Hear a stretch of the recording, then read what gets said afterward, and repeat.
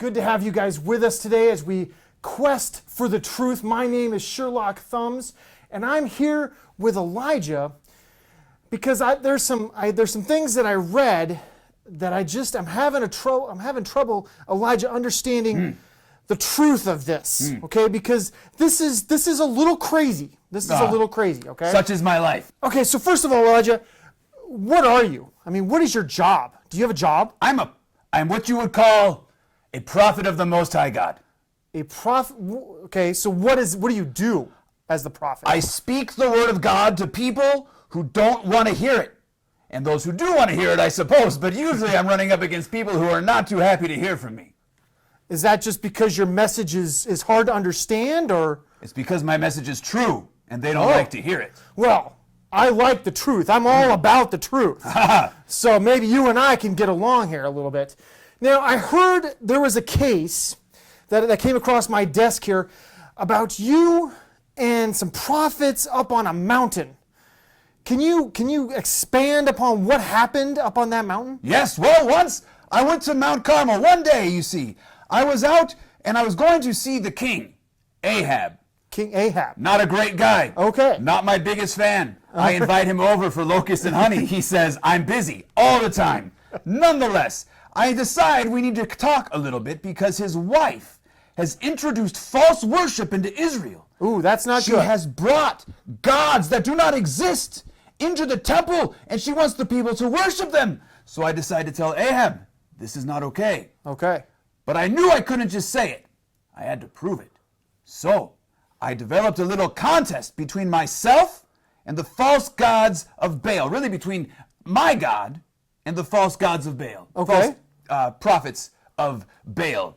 There's a lot going on right now, friends, and I need to make sure I think it through. Could use a little honey and locusts. So I say to Ahab, here's what we'll do.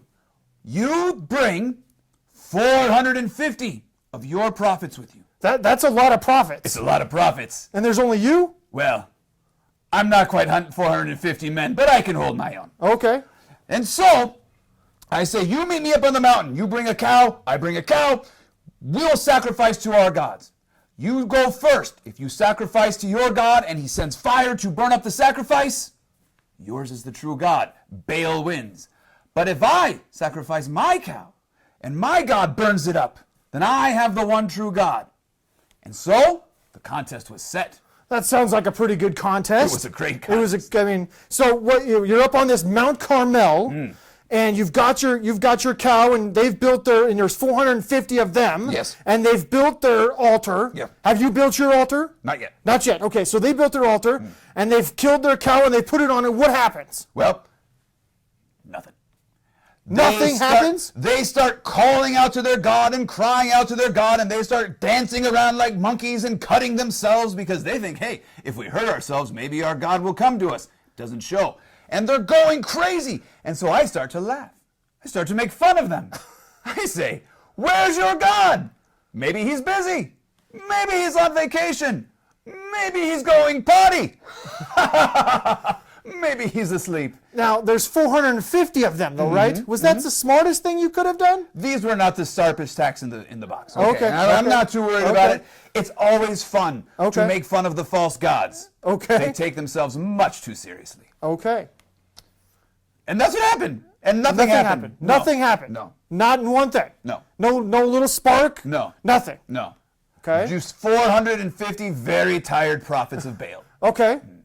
Then it was my turn. So what did you do? So that was my turn. So I say, listen, here on Mount Carmel, we have a busted up altar.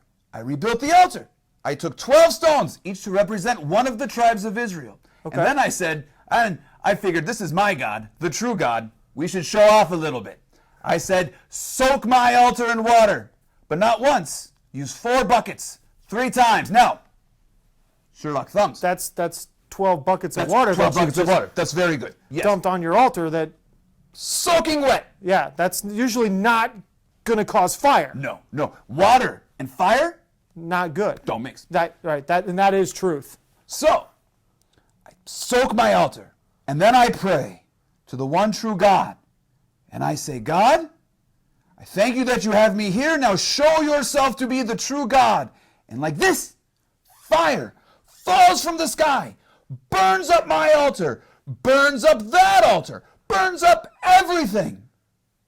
And the one true God proved himself. What? He showed up in fire, burning up the altars and making the other gods look foolish. Okay.